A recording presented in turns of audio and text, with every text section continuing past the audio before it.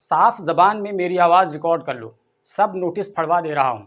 यहाँ बुलडोज़र या तुम्हारा कोई आदमी नज़र नहीं आना चाहिए, वरना तुम्हें तुम्हारे बुलडोज़र के साथ इसी नहर में घुसेड़ दूंगा।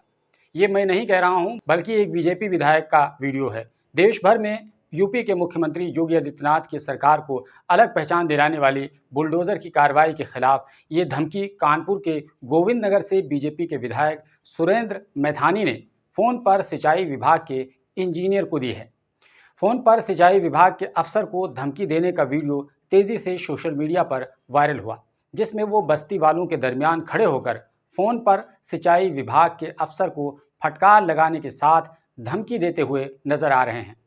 दरअसल उद्योग नगरी कहे जाने वाले शहर कानपुर में सिंचाई विभाग की ज़मीन पर बनी गैर कानूनी बस्ती पर योगी सरकार की बुलडोज़र एक्शन के खिलाफ बीजेपी विधायक सुरेंद्र मैथानी ने बड़ा एक्शन लेने के साथ अफसरान को संगीन धमकी दे डाली। वहीं नौ मुंतखब मेंबर पार्लियामेंट रमेश अवस्थी ने भी जिला मजिस्ट्रेट को इस सिलसिले में कार्रवाई न करने के लिए कहा है। हलवा खेड़ा में नहर के दोनों किनारे सिंचाई विभाग की ज़मीन पर लोग झोंपड़ी डालकर रहते हैं।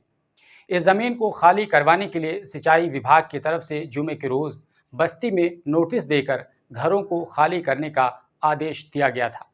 नोटिस से परेशान होकर लोगों ने उनके घरों पर बुलडोज़र एक्शन की कार्रवाई के नोटिस मिलने की जानकारी बीजेपी विधायक सुरेंद्र मैथानी को दी, जिस पर सुरेंद्र मैथानी इतवार को हलवा खेड़ा बस्ती में पहुंचे तो लोगों ने उन्हें अपना दर्द बयान किया।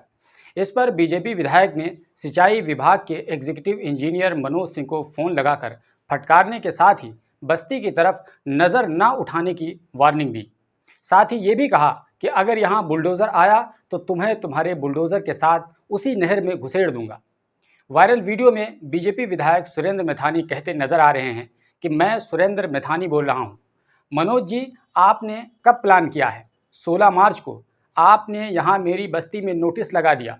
मेरी बात समझ लो, यहाँ पर अगर तुमने कोई कदम उठाया और कोई भी बुलडोज़र आया तो मैं तुम्हारा, तुम्हारी कंपनी और तुम्हारे बुलडोज़र तीनों का मैं स्वागत करूँगा। पहले मुझसे निमट लेना, फिर बस्ती में आना। गंदा काम बंद कर दो।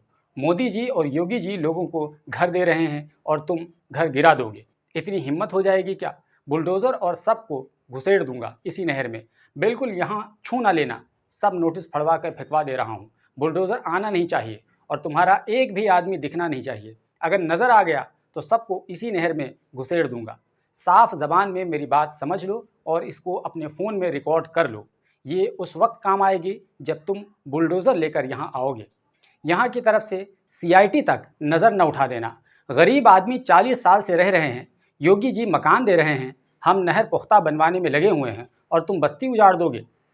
दोस्तों, ये बात सुनकर आपको क्या लगता है कि क्या अब सिंचाई विभाग के लोग और कानपुर प्रशासन इस बस्ती में जाकर बुलडोज़र चलाने की हिम्मत कर पाएगा? यकीनन आपका जवाब होगा हरगिज़ नहीं, हो ही नहीं सकता है।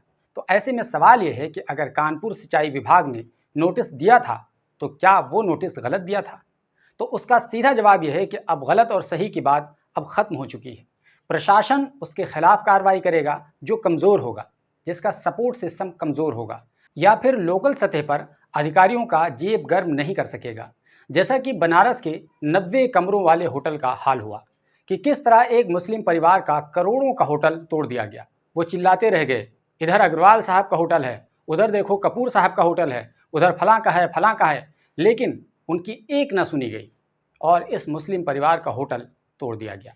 अधिकारी मीडिया के सामने पंचायत सीरीज़ वाले सचिव की तरह अंग्रेज़ी बोलते हुए गोल गोल घुमाकर चले गए, लेकिन उस परिवार के सवाल का जवाब नहीं दे पाए। इस परिवार का कहना था कि हमारा होटल पूरी तरीके से वैध है, सारे कागजात वैलिड हैं। प्रशासन की तरफ से जो नोटिस दिया गया था उसका मामला अभी भी कोर्ट में है, फिर भी हमारा होटल तोड़ दिया गया। और हमारा होटल इसलिए तोड़ा गया क्योंकि हमने हफ्ता देने से इनकार कर दिया था। हफ्ता बोले तो उगाही वाला पैसा, जिसको ऊपरी कमाई वाला कहते हैं, टेबल के नीचे वाला पैसा भी कह दिया जाता है। कुछ लोग उसे 2 नंबर पैसा कह देते हैं, जिसको अलग अलग नामों से जाना जाता है। जहाँ तक किसी के घर, मकान, दुकान या होटल के अवैध का मामला होता है तो ये बात अब साफ हो चुकी है कि अगर आपके पास ऐसे लोग हैं जो सुरेंद्र मैथानी जैसी हिम्मत रखते हैं और अधिकारियों को मजबूत भाषा में समझाने का हौसला रखते हैं, तो ना कोई घर अवैध है और ना ही कोई दुकान है और ना कोई होटल अवैध है और ना ही कोई बस्ती अवैध है, सब कुछ चंगा सी। लेकिन अगर आपके पास सुरेंद्र मैथानी जैसे विधायक या लोग नहीं हैं तो फिर आपका वैध होते हुए भी अवैध हो जाएगा। क्या कीजिएगा? यही सच्चाई है।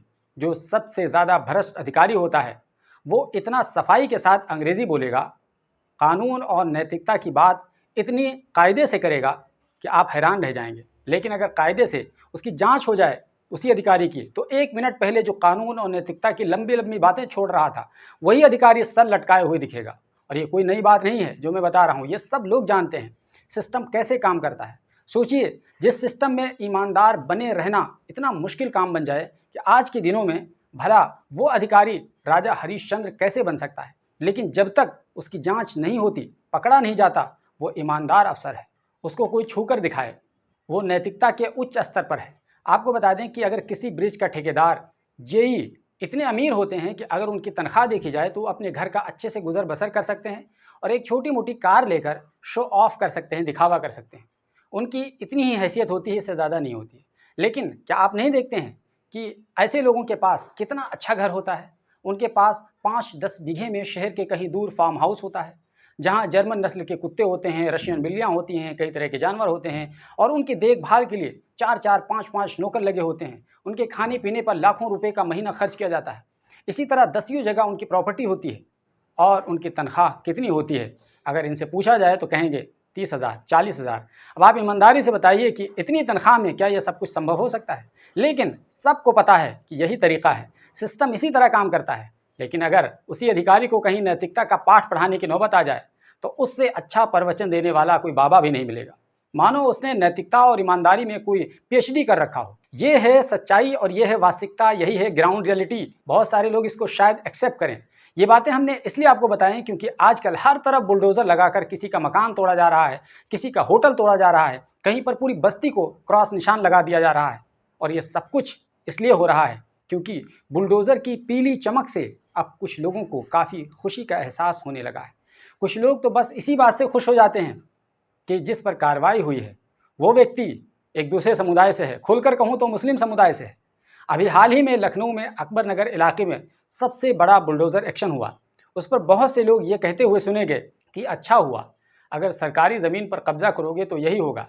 लेकिन उनसे कोई पलट कर पूछ ले कि अगर आप गांव में रहते हो तो ज़रा ये बता दो कि गांव में किसके घर का नक्शा पास है।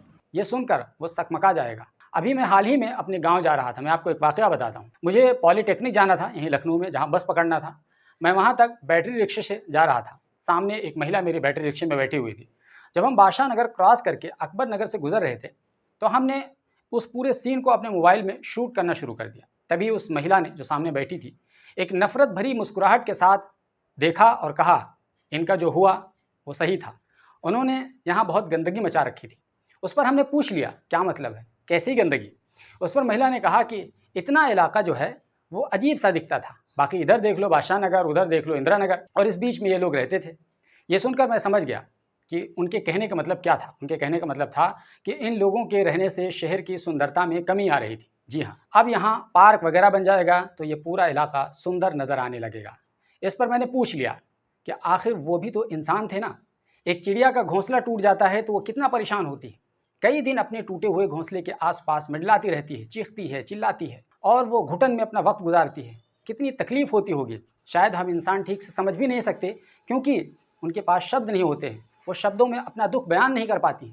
लेकिन यहाँ के लोगों ने अपना दुख दर्द सब कुछ रो रो कर शब्दों में कैमरे के सामने बयान किया, अपने छोटे छोटे बच्चों का हवाला दिया, लेकिन फिर भी उनका दर्द सुनने वाला कोई नहीं था। उस पर उस महिला ने हमसे पूछ लिया कि आपका मतलब है कि सरकारी ज़मीन पर कोई भी आकर बस जाए और उन्हें रहने दिया जाए? उसके जवाब में हमने उस महिला से केवल इतना ही पूछा कि मैं सिर्फ आपसे इतना जानना चाहता हूँ कि अगर इन लोगों की जगह आपका घर होता तो क्या आपकी भाषा फिर भी यही होती जो अभी बोल रही हैं या कुछ और होती? और अगर फिर भी यही होती तो फिर मुझे आपसे कुछ भी नहीं कहना है। लेकिन मैं 1000% कॉन्फिडेंस के साथ कह सकता हूँ कि अगर आपके घर पर बुलडोज़र एक्शन होता तो आपकी भाषा बदली हुई होती, आप सरकारी ज़मीन का शब्द तक अपने मुंह से नहीं निकाल पाती। इस पर वो महिला खामोश हो गई और बात बदल कर आएँ बाएँ शाएँ करने लगी। थोड़ी देर बाद हम पॉलीटेक्निक चौराहे पर पहुंच गए और हम उतर कर बस में बैठ गए और वो महिला अपने घर की तरफ चली गई। दोस्तों, ये कहानी मैंने जो आपको सुनाई है, इसका मकसद सिर्फ़ और सिर्फ इतना था, जो दिखता है वो होता नहीं है, जो होता है वो दिखता नहीं है। और जो लोग नैतिकता की लंबी लंबी बातें करते हैं, जब उन पर वो बात आती है तो सारी नैतिकता धराशायी हो जाती है।